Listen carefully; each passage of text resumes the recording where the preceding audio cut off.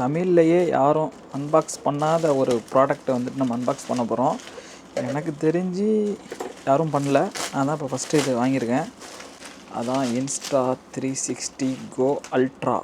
Okay, நிறையா வந்துட்டு camera நான் பார்த்தேன். கோப்ரோ, டிஜேயோட நானோ, டிஜே ஆக்ஷனு, இதுலேயே ஆக்ஸ் ப்ரோ எல்லாத்த பார்த்தாலும் இது எல்லாத்த விட பெஸ்ட்டுங்க.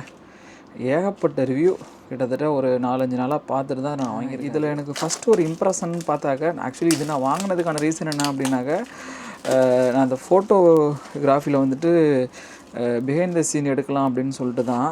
ஸோ நம்ம அந்த பிஓவி எடுக்கணும்னு சொல்லிட்டு தான் அதை நான் வாங்கினேன். அதுக்கு தேடிட்டு இருக்கப்போ தான் டிஜே நானோ தான் வாங்கலான்னு ஃபஸ்ட்டு பார்த்தேன். பட் அதுக்கு இதுக்கும் ஒரு 100 இல்லை 200 dirhams பக்கம் கூட வந்துச்சு. பட்டு அதை விட லோ லைட் பெர்ஃபார்மன்ஸு, அந்த மாதிரி லைட் வெயிட்டு எல்லாத்துலேயுமே சூப்பராக இருக்குது. அதே மாதிரி டிஜே நானோவில் வந்துட்டு நிறையா ஹீட்டிங் இஷ்யூ இருக்குன்னு வேறு சொல்லியிருந்தாங்க.